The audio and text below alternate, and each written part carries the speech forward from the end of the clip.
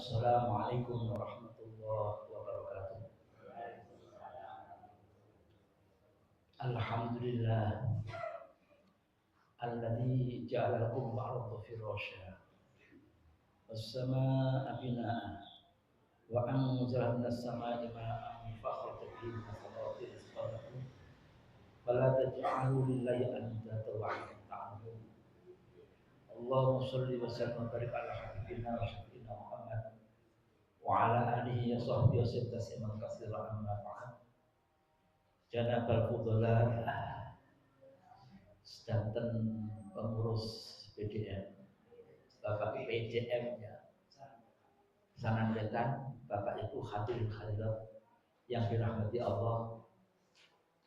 Mari kita panjatkan puji syukur kehadirat Allah yang melimpahkan nikmat kepada kita, di mana bumi dibentangkan, diisi aneka macam tumbuh-tumbuhan binatang, ada lautan, ada gunung. Ini untuk kita manusia. Dipenuhi aneka macam fasilitas-fasilitas. Ini hanya untuk kita manusia. Yang diminta Allah cuma fala taj'alu lillahi andada wa antum ta'lamun. Taruhannya jangan sekali-kali kalian itu menyekutukan kepada Allah. Salat salam dilimpahkan baginda Rasulullah sallallahu alaihi wasallam. Bapak Ibu hadirin yang dirahmati Allah, bahwa pagi ini kita membicarakan tentang risalatul insan, tugas manusia. Ada beberapa tugas-tugas pokok yang harus kita kerjakan. Satu, tugas pertama ibadah kepada Allah. Yang kedua, ada tugas untuk meningkatkan ketakwaan. Ada yang ketiga, tugas untuk binaul izzah, membangun kehormatan, kemuliaan. Yang keempat, kita punya tugas istiqmalu ardi, menciptakan kemakmuran jagat raya ini. Tugas ibadah sudah jelas. Perintah Allah wa ma khalaqtul jinna wal insa illa liya'budun. Allah Ta'ala tidak menciptakan kita jin dan manusia kecuali hanya beribadah kepadanya. Ibadah itu artinya mendekatkan diri. Mendekatkan diri dengan cara apa? Dengan cara mengikuti perintah-perintahnya, menjauhi larangannya. Ini secara fisik, secara rohani, meningkatkan mahabbah kita kepada Allah, meningkatkan khauf kita kepada Allah, meningkatkan rojak kita kepada Allah. Ini tugas kita. Yang kedua, tugas untuk meningkatkan takwa. Al-Quran banyak, selalu ittaqillah itu banyak. Dan bahkan kita wajib untuk setiap satu pekan, satu Jumat kita untuk hadir di Jumatan. Kita wajib. Rasul mengancam siapapun berani meninggalkan Jumat sampai 3 kali berturut-turut, Allah akan menutup mata hatinya. Di dalam Jumatan itu apa? Di sana kita untuk mendengarkan pesan-pesan ittaqullah haqqa tuqatih. Sangatlah penting. Rasulullah SAW menekankan kita, ittaqillah fa inna taqwa jima'u kulli khairin. Bertakwalah kamu kepada Allah, karena di dalam ketakwaan ini mengumpulkan segala kebajikan. Artinya setiap amal perbuatan yang akan kita jalankan, pertimbangan kita bukan untung dan rugi dunia. Bukan kami nanti dapat apa, tapi yang kita pertimbangkan ini ada takwa apa tidak. Kalau di situ kita menjalankan itu, di situ ada takwa, meningkatkan takwa, pasti ada keberkahan.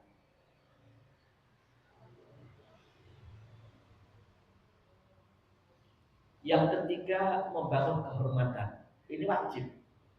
Kita harus berani mengorbankan harta kita demi agama kita. Kita harus berani mengorbankan harta kita demi kehormatan kita. Yang keempat, ini tugas yang kita bahas, tugas kita di muka bumi ini untuk istiqmarul ardi. Wa ansya'akum wastakmartum fihi fastaghfiruh.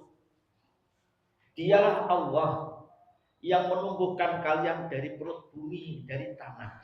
Wastakmarakum, dan dialah Allah yang menugaskan kalian untuk melakukan istiqmarul ardi.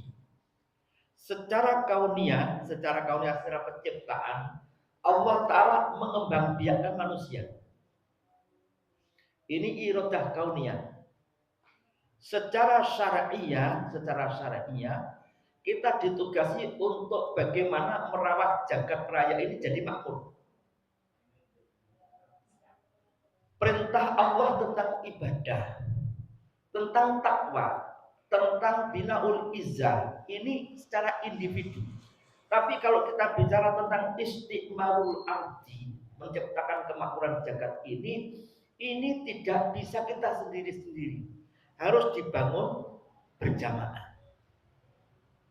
Harus menciptakan satu jamaah. Nggak bisa sendiri-sendiri. Inilah arah daripada ta'muruna bil ma'ruf wa tanhauna 'anil munkar. Maka Allah menyeru, wal takum minkum ta'ifatu yad'una ilal khair wa ya'muruna bil ma'ruf wa yanhauna 'anil munkar wa ulaika humul muflihun. Harus di antara kita bangsa ini, masyarakat muslim ini harus ada beberapa kelompok-kelompok. Kita bikin kelompok, di dalam kelompok ini untuk selalu melakukan ta'muruna bil ma'ruf wa tanhauna 'anil munkar, menegakkan amar ma'ruf nahi munkar, ya. Dakwah amar ma'ruf nahi munkar. Ini harus. Allah Subhanahu wa taala telah banyak mencaci tentang perilaku Bani Israel, orang Yahudi dan orang Nasrani. Mereka banyak melakukan kefasikan, penyelewengan, kezaliman, kebohongan, bahkan membunuh nabinya, banyak. Namun satu sisi Allah juga memuji di antara sebagian mereka. Allah menceritakan laisu sawa'a. Orang-orang ahli kitab itu tidak semuanya sama. Min ahli kitab ummatun qa'imatun yatluna ayatillahi ana al-laili wa hum yasjudun. Sebagian ahli kitab, sebagian orang Yahudi, orang Nasrani, ada sekelompok umat yang mereka rajin yatluna ayatillah ana al-lail, mereka rajin ketika malam membaca ayat-ayat Allah. Wa hum yasjudun, mereka rajin sujud. Ya'muruna bil ma'ruf wa yanhauna 'anil munkar, mereka juga rajin melakukan amar ma'ruf nahi munkar. Wa yusari'una fil khairat, mereka bergegas-gegas melakukan kebajikan-kebajikan. Wa ulaika minas sholihin, mereka itulah orang-orang soleh. Ini siapa? Orang ahli kitab Yahudi dan Nasrani yang ketika Rasulullah SAW itu diutus, itu mereka beriman kepada Rasul.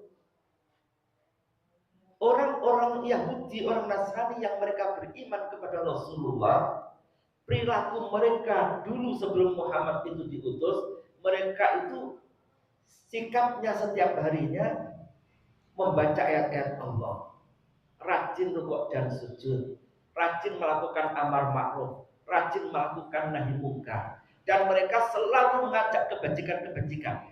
Ketika di situ ada momen kebajikan, mereka di depan. Orang-orang seperti ini ketika Rasul Muhammad itu diutus, mereka beriman. Ini mirip dengan hadis Rasul, ya. Badiru bil a'mal, cepat-cepatlah beramal. Fasatakunu fitanun kakita'il lail, akan muncul beberapa fitnah-fitnah seperti potongan malam. Yusbihur rajul mu'minan, pagi seseorang itu beriman, sore dia sudah kafir. Sore beriman, pagi kafir. Siapa yang selamat? Orang yang selamat, orang yang badiru bil a'mal sholihah, orang yang cepat-cepat melakukan amal-amal sholih. Jadi bergabung dalam dunia dakwah, amar ma'ruf, nahi mungkar, melakukan ikut berorganisasi seperti ini satu-satunya cara, satu-satunya jalan yang menyelamatkan kita dari aneka macam kegelapan-kegelapan fitnah yang akan bermunculan.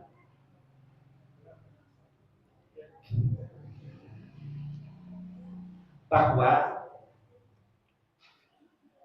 dalam rangka membangun ta'ifatun, kelompok yang ya'muruna bil ma'ruf wa yanhauna 'anil munkar, demi istiqmalul ardi, demi menciptakan kemakmuran ini tidak cukup kita secara pribadi membutuhkan satu kuwatul jamaah, kuatnya jamaah semakin banyak semakin banyak harapan.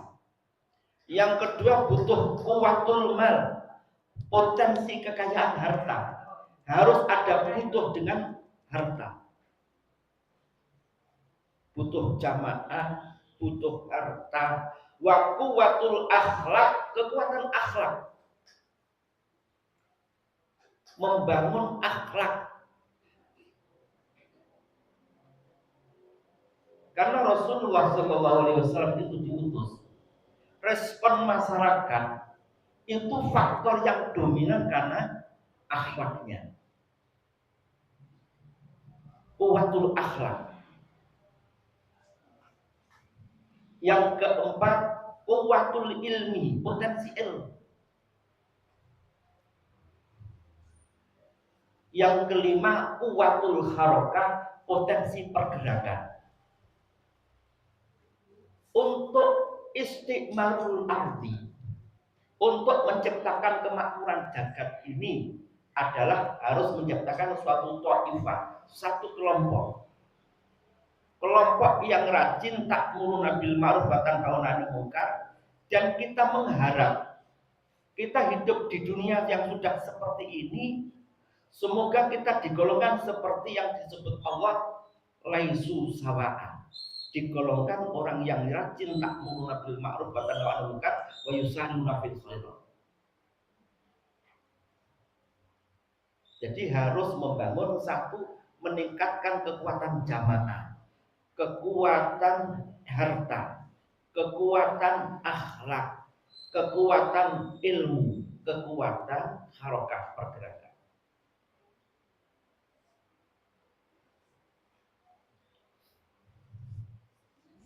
Allah menceritakan huwa ansha'akum wasta'marakum. Dialah Allah yang menumbuhkan kita dari bumi ini, dari tanah. Wasta'marakum, dan Allah akan menjadikan dengan kalian ini, dengan kalian manusia itu ditugasi untuk istiqmalul ardi. Bukan hanya menikmati, tapi memakmurkan juga. Merawat, memakmurkan, menciptakan kemakmuran itu ada merawat jagat, dirawat dan dijaga. Sudut pandang kemakmuran ini ada dua sudut pandang. Satu, kemakmuran secara fisik. Kemakmuran secara fisik ini secara fitrah, ini manusia dibiarkan sudah berbuat. Orang bekerja secara fitrah tanpa ada perintah, dia sudah berbuat. Sekalipun secara syariat kita juga diperintahkan. Minal dzunub dzunuban la yukaffir wa ilahamul ma'isha. Dalam hadis ini substansinya orang bekerja, bahwa ada dosa-dosa di mana dosa ini tidak akan bisa hangus kecuali dengan sibuknya kita bekerja. Untuk menciptakan kemakmuran tidak mungkin tanpa kita bekerja. Maka urusan bekerja ini Rasulullah SAW memposisikan orang yang bekerja itu digolongkan termasuk sabilillah. Ada pernah seorang anak muda, dia rajin bekerja. Pagi sudah berangkat.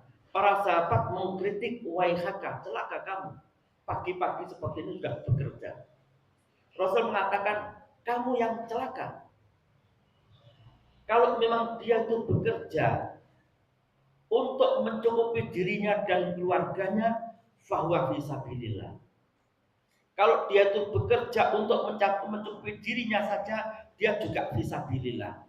Tapi kalau dia bekerja untuk memperkaya diri, untuk keangkuhan dan kesombongan, fahuwa fisabilis syaiton.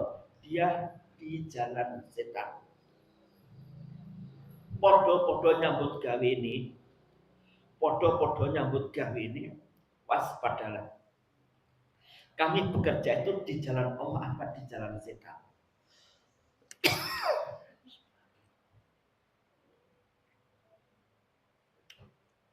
Ukuran kita bekerja di jalan Allah, ini ukurannya dengan cara yang halal, dengan cara yang jujur. Harta setelah cukup untuk diri kita dan zakat kita infakkan, bahwa bisa pilih. Kalau hanya kita dapatkan dengan cara yang batil, dengan cara yang haram, dengan cara yang benar, atau kalau sudah kita dapatkan kita tidak punya kepedulian, fahuwa fi sabilis syaitan. Bedanya cuma demikian.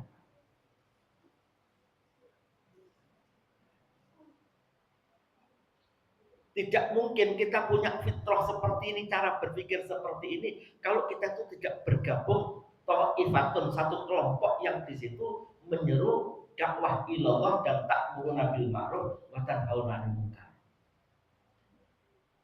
Sulit untuk orang itu sadar. Orang bekerja itu untuk ibadah itu sulit untuk sadar kalau dia tidak bergabung dalam dunia dakwah.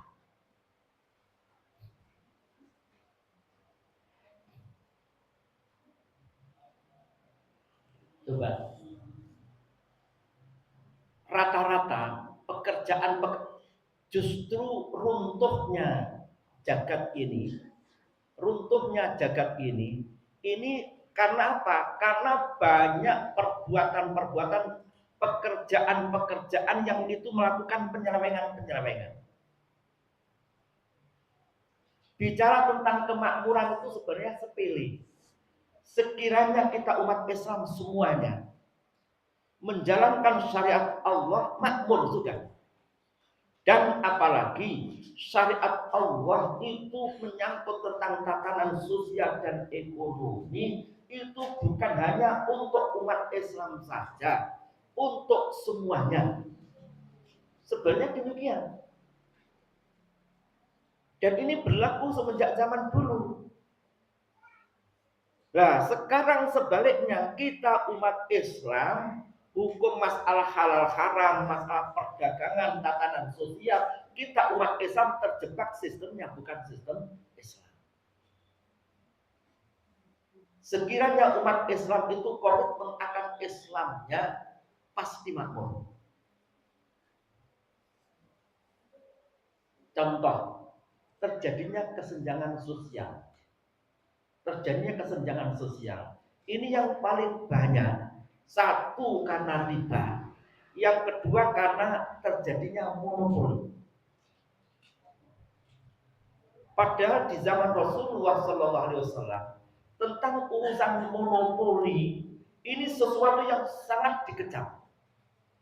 Kaila yakuna dulatan bainal aghniya ini. Harta itu harus berputar, tidak boleh ngendon kepada beberapa kelompok manusia. Kalau ini dibebaskan, semuanya itu dibebaskan. Orang-orang kaya, orang-orang yang berduit miliaran, triliunan, dia bikin usaha kecil, usaha di kampung-kampung, ini menyedot penghasilan orang kecil. Ini rakyat kecil mesti hancur sudah. Bagaimana mungkin kita makmur? Sedang Rasulullah SAW, beliau bikin aturan, la yabi'u hadirun libatin. Orang kota itu tidak boleh nguruk di kampung, di pedesaan, di daerah-daerah terpencil. Artinya yang dikehendaki Rasul supaya komoditi-komoditi yang ada itu dijual sesuai dengan alamiah. Dari pasar ke pasar, pasar kecil, tradisional, pasar besar, sampai ke pusat. Kalau orang-orang besar, mereka bikin perusahaan di kampung-kampung. Di kampung ada Indomaret, kecamatan ada Alfamart, semuanya ada. Ini rakyat kita tidak akan mampu. Ini cara yang nggak benar. Ini nggak boleh cara Islam. Monopoli itu hukum. Yang kedua riba. Riba. Kalau sudah terdapat monopoli dan di negeri ini banyak orang-orang yang hartanya melimpah. Hartanya melimpah. Mereka akan bikin merusak kondisi pasar akan mudah. Yang agusuf mereka itu mempermainkan pasar. Ya. Jadi sudut kemakmuran ini satu bicara tentang kemakmuran secara ekonomi. Ekonomi kita tidak akan mungkin makmur ketika kita jauh dari Islam kita. Apalagi sistem yang berjalan bukan sistem Islam. Kalau yang berjalan sistemnya Islam bagus.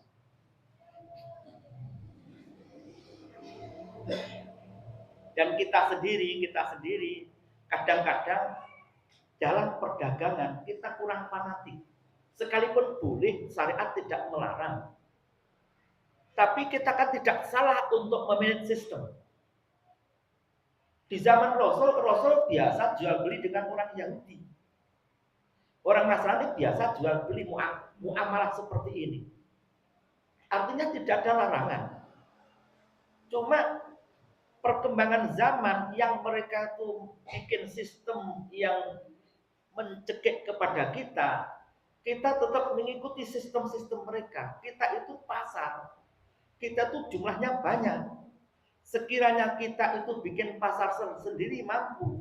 Rasulullah SAW ketika hijrah ke Madinah, apa yang dibidik pertama? Pasar. Bikin pasar. Ya. Kita punya jumlah banyak, tapi kita nggak punya pasar. Ya, ini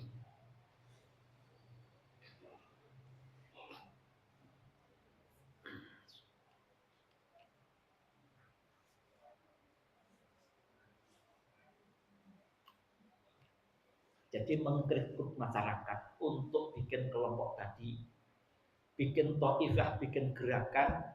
Tadi saya katakan 5 perkara ini: kuwatul jamaah, kuwatul mal, kuwatul akhlak. Ya, akhlak harus dibangun. Akhlak harus dibangun. Karena akhlak ini merupakan bagian dakwah kita. Masyarakat itu semakin lama semakin maju mereka akan semakin yang dipandang akhlak kita. Akhlak sangat penting.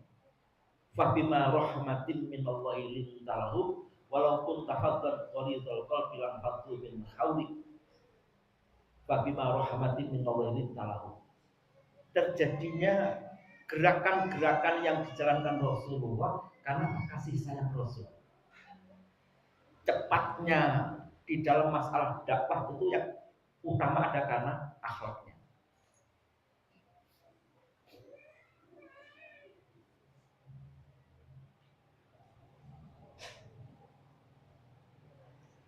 Prinsip utama di dalam membangun gerakan ini liyuhiqqal haqqa wa yubtilal batila walau karihal kafir. Liyuhiqqal haqqa wa yubtilal batila.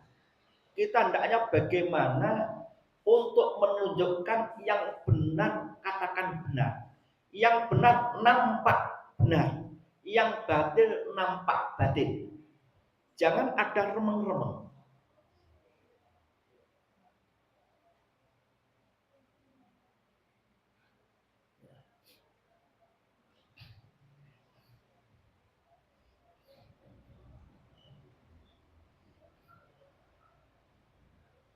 Jadi satu tugas untuk al-imarah, yang kedua ar-riayah. Di antara dua perkara imarah dan riayah ini, satu tadi memakmurkan secara fisik, yang kedua memakmurkan secara rohani. Jagat ini tidak mungkin makmur kalau hanya fisik saja. Orang hartanya melimpah, harta kita melimpah, semuanya serba cukup. Kalau rohaninya kosong, tidak mungkin makmur. Kita urusan ekonomi kita ya sedang-sedang lah, tapi rohaninya penuh, ini ada kemakmuran. Dan harapan masih jangka panjang. Kadang kita tuh terpesona dengan kekayaan yang melimpah, nggak berpikir ternyata kemakmuran itu bukan hanya fisik saja. Kemakmuran yang justru dominan itu kemakmuran yang menyangkut kemakmuran rohani. Apa kemakmuran rohani? Bagaimana yang berjalan di muka bumi ini harta yang halal. Bagaimana akhlak yang berat, yang nampak di depan kita, akhlak-akhlakul karimah. Bagaimana tidak ada kedzaliman, tidak ada kecurangan. Ini pasti ada makmur. Kalau dari atas saja sudah penuh dengan kecurangan, kedzaliman, kefasikan, kebatilan, dan kita terpesona dengan yang atas, yang bawah itu dia bikin tolak ukur yang atas, sedang yang atas nggak bisa dijadikan contoh. Sudah nih wallahu alam apa nanti yang terjadi. Dan kondisi kita hampir mirip seperti ini. Kondisi kita sudah mirip seperti ini. Yang di atas berfoya-foya, harta melimpah, halal haram nggak dipikir, yang bawah pandangannya yang atas. Maka yang untuk mempertahankan masyarakat kita tidak ada lain adalah kajian, dakwah, amar ma'ruf ini. Kalau dibebaskan pasti masyarakat akan terpesona melihat yang atas. Tolak ukurnya di sana. Tapi kalau kita sering kita ungkapkan kemakmuran itu cukup kemakmuran dohir, kita tuh butuh makmur secara rohani. Untuk membangun menyangkut tentang harta, kita bangun rohani kita, bagaimana kita itu qanaah, bagaimana kita itu zuhud. Di samping ketika kita sudah merasakan, kita pahami janji-janji Allah tentang apa itu qanaah dan zuhud. Dan jelas janjinya Allah, dan ketika kita rasakan betul, kenikmatan itu bukan tentang urusan harta. Maka Rasulullah SAW mengatakan begini, idza asbahta mu'afan fi jasadika, ketika kamu pagi ini sehat tubuh kamu, aminan fi syirbika, kamu aman di mana saja pun, berjalan dimanapun aman, tidak ada yang menghantui kamu. Wa indaka qutu yaumika, pada hari itu kamu punya makanan di hari itu. Dunia seisinya sudah seolah-olah kau miliki. Kenikmatan itu ya itu. Nikmat yang hakiki itu ya ini. Urusan besok, qadarullah besok itu. Besok apa yang terjadi qadarullah sudah. Cara berpikir Rasul menanamkan seperti ini. Pagi kita sehat. Kemudian yang dimakan ada. Kita tidak ada musuh, tidak ada tanggungan yang berat, tidak ada musuh. Sudah, dunia itu seperti kita miliki sudah. Maka ketika sahabat datang kepada Rasul, tanya tentang, ya Rasulullah, dullani ala amalin idza amiltu ahabbanillah wa ahabbaninnas. Tuhan, tunjukkan kami satu amal. Kalau kami melakukan amal ini, aku dicintai Allah, aku juga dicintai manusia. Apa pesan Rasul? Izhad yuhibbaka, izhad fid dunya yuhibbaka Allah. Zuhudlah kamu di dunia, Allah akan cinta kepada kamu. Cara memahami zuhud seperti ini, jangan diartikan zuhud itu nggak bekerja. Zuhud itu tidak silau dengan harta, tidak silau dengan dunia.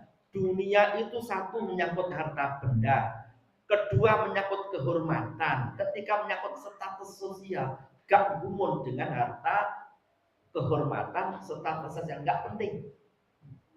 Itulah dunia, gak penting. Itu kita harus zuhud di dunia. Yuhibbakallah, Allah cinta kepada kamu.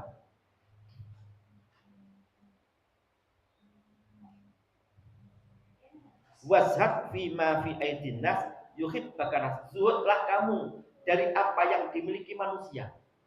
Kamu jangan pinjem, kamu jangan minta tolong, kamu jangan minta-minta. Yuhibbaka nas, manusia akan cinta kepada kamu.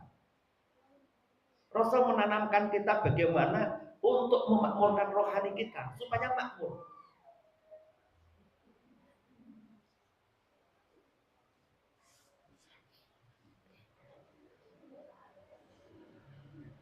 Maka sebaik-baiknya kaya adalah ghinan nafs. Sebaik-baiknya kaya adalah ghinan nafsi, kaya hati.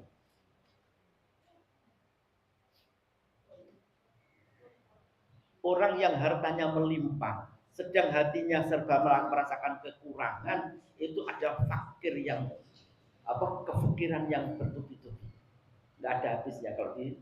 Kalau dikejar nggak ada habis-habisnya, dan nanti akan berdampak, dia akan bikin kerusakan di muka bumi.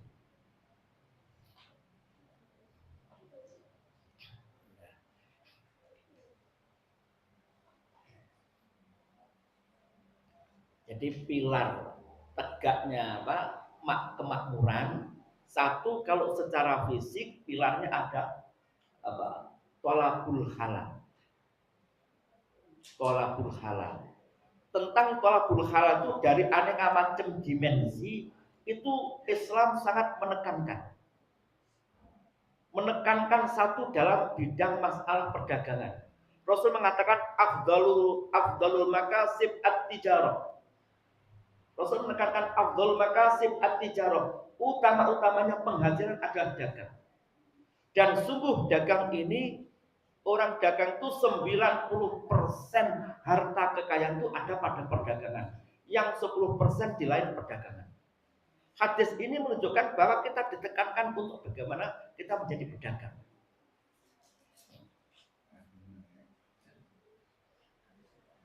Menyangkut tentang pertanian, Rasul sangat menekankan untuk kita rajin menanam.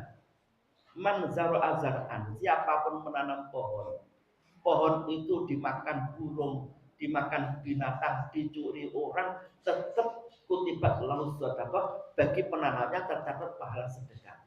Sekalipun kita panen dapat sekian ton, kita jual, duit sudah kita gunakan, beras yang dimakan orang itu tercatat pahala sedekah karena hasil keringat kita.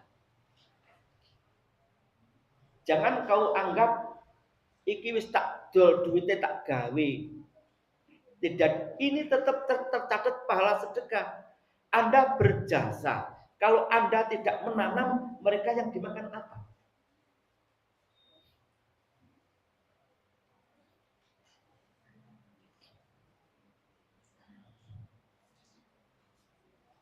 Jadi kemakmuran ini satu masalah fisik, tentang masalah kebutuhan hidup. Juga kebutuhan umum, menyangkut tentang kebutuhan umum, apapun yang sifatnya umum, semuanya ini hukumnya fardu kifayah. Fardu kifayah itu kalau orangnya tinggal sedikit, tinggal beberapa gelintir orang akan naik menjadi fardu ain.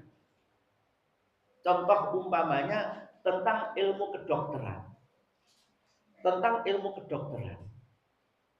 Ini kita orang Indonesia nggak ada profesor yang dalam bidang jantung.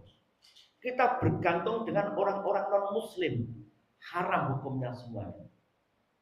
Karena kamu nggak ada yang punya keahlian dalam bidang ini. Jangankan ini menyangkut tentang kesehatan.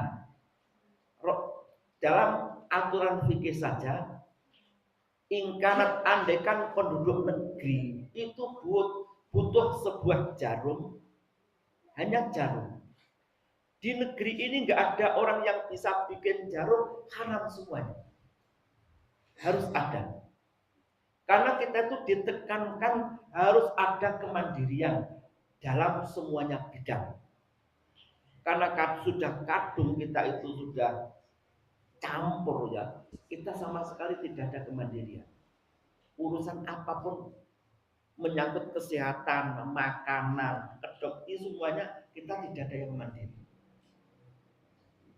Ini seharusnya ada kemandirian. Dalam syariat Islam dituntut kita itu harus mandiri. Nah, sayangnya kita semuanya sudah terlanjur bergantung semuanya. Orang Muslim menggunakan siwak, disunahkan laulaan asyuku ala ummati la amartum bisiwak, yang bikin pabrik siwak bukan kita. Orang Muslim ditekankan mandi, berkeramas, kita nggak ada yang bikin pabrik sabun. Padahal yang perintahkan Rasulullah memerintahkan untuk melakukan kebersihan kesucian. Kita tidak mengambil momentum ini perintah Allah. Jangankan itu, kita butuh mukna, butuh rukuh yang bikin untuk kita gunakan sholat. Pabrik rukuh itu bukan orang Muslim, ya lucu. Pabrik sajadah yang kita gunakan sholat, yang bikin pabrik bukan kita. Andaikan kita itu mandiri, semuanya kebutuhan hidup kita yang menghandle, urusan makan, pakaian, peralatan ibadah, semuanya kita yang menghandle, mesti kita jaya.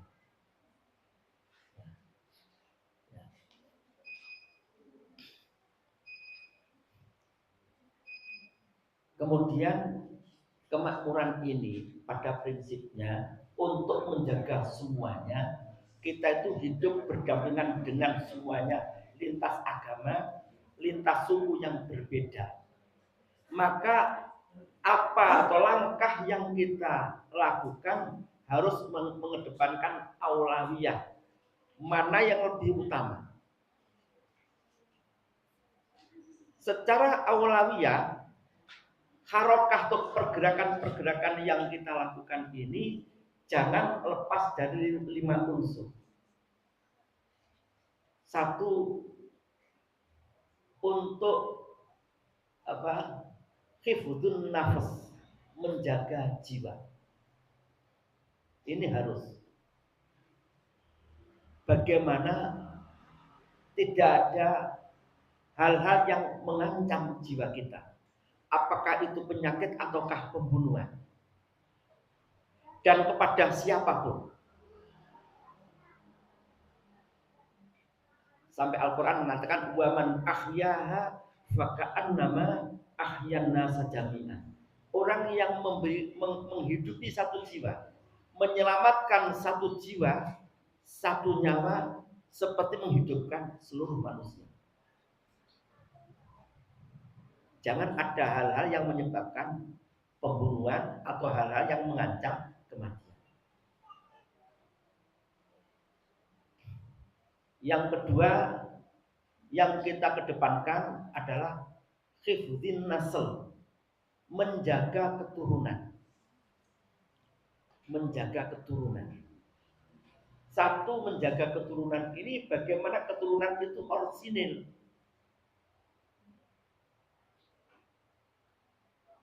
Juga bagaimana kita punya calon keturunan yang hebat. Jangan ngawur. Kita keluarga yang soleh solihah. Jangan sampai memetik menantu yang bibit-bibitnya tidak solih solihah. Ini masa depan kita. Rasul mengatakan begini, iyyakum wa khudratat diman. Wa ma khudratud diman ya Rasulullah? Ya. Manbatun ya.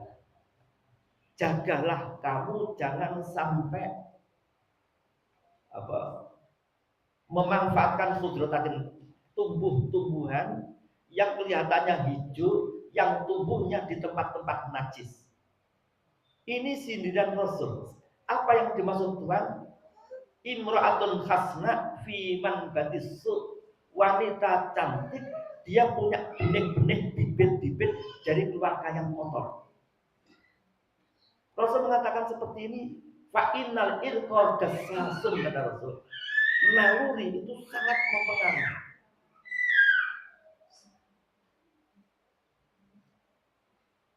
Ini masa depan kita, anak kita ini. Kita harus kita jaga betul. Secara umum untuk menjaga keturunan, menjaga nasl ini, kita harus saling menjaga. Satu, perempuan-perempuan itu jangan suka membuka aurat. Jangan suka keluar yang bukan di batas waktunya. Jangan sampai berinteraksi dengan laki-laki tanpa, jadi jangan melakukan khalwat. Ini sebagai alat supaya kita itu betul-betul terjaga. Yang ketiga, menjaga harta. Kita tentang harta itu harus dijaga betul. Artinya begini, harta kita itu juga harga diri kita. Sampai Rasulullah SAW mengatakan begini, man qutila duna malihi fahuwa syahid. Orang yang terbunuh demi mempertahankan atau menjaga hartanya, dia syahid. Dalam rangka menjaga harta, tuntunan syariat, setiap harta yang kita miliki itu harus fi hirzi misli, di dalam perawatan penjagaan yang sesuai. Seperti halnya begini, kita jual beli tanah. Setelah kita beli, tidak kita urus surat-suratnya, dibiarkan begitu saja. Ini kan kalian ceroboh. Kita ngurus surat-surat ini perintah Allah. Di mana perintahnya? Perintahnya global dalam ayat idza tadayantum bidainin ila ajalin musamman faktubu wa yaktub bainakum katibun bil adl wala yakatibun ayaktub kama Allah fal yumlil ladzi alaiha haq wa yattaqil rabbah. Artinya ketika kalian tuh melakukan utang piutang, hendaknya dicatat dan disaksikan. Berarti petung dengan siapapun, petung barang gede, iku kudu ana catetane, ana saksine. Untuk apa? Menjaga ini harta benda. Harta kita dijaga.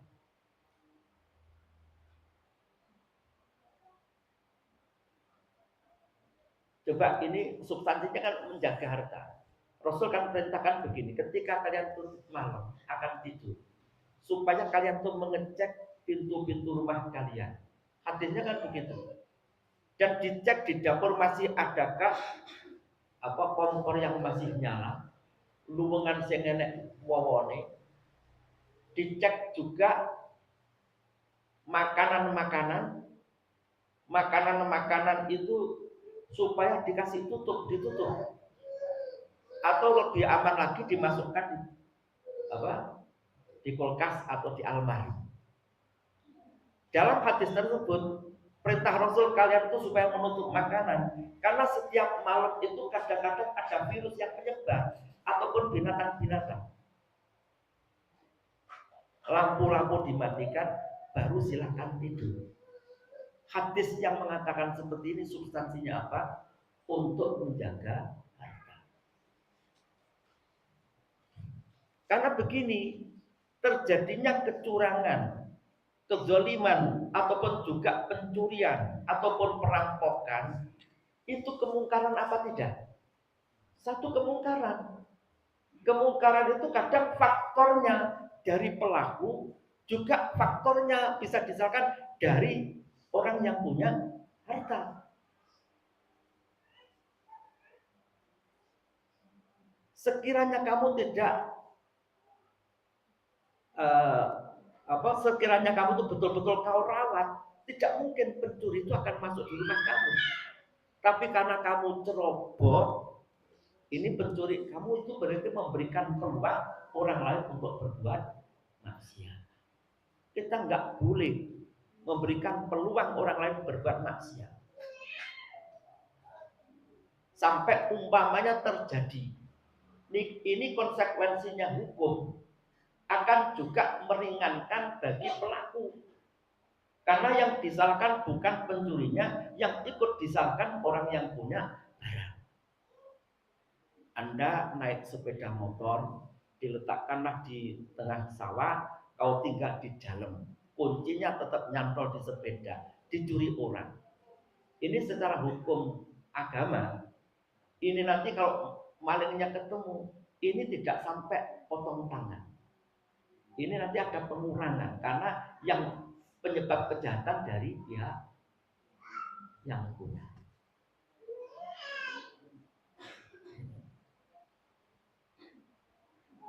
Mungkin inilah tugas hidup kita. Jadi prinsipnya tugas kita ini ibadah, menciptakan kemakmuran, menjaga kehormatan, juga meningkatkan ketakwaan. Untuk menciptakan kemakmuran ini kita nggak bisa sendiri-sendiri. Kita harus bersama-sama bikin kelompok. Kita orang kampung, wong desa, sing mampu nih ya urusan kita, ya urusan kita.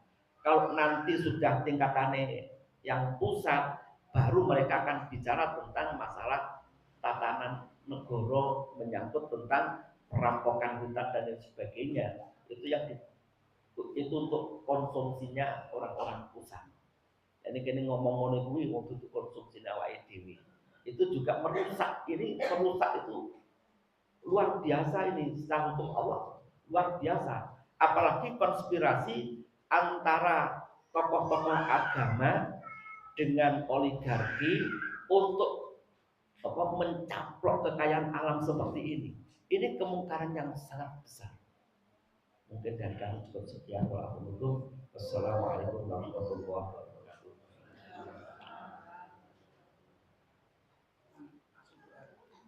Langsung doa ya. Allahumma sholli wa sallim ala Muhammad wa ala Ibrahim wa ala ali Ibrahim baik ala Muhammad wa ala Muhammad wa ala Ibrahim wa ala Ibrahim. Allahumma ighfir lil muslimin wal muslimat wal mu'minin wa al ahya. Allahumma ij'al baldatana Indonesia baldatan tajri'atan wa sunnatan nabiyika ya khair. Allahumma aslih lana dinana wa aslih lana dinana allati fiha ma'ashuna wa aslih lana akhlaqana allati fiha ma'adina waj'al khayran ziyadatan fi kulli khair. Waj'al mutarahatan Rabbana atina fid dunya hasanah wa fil akhirati hasanah wa qina adzabannar. Sallallahu alaihi wasallam. Assalamualaikum warahmatullahi wabarakatuh.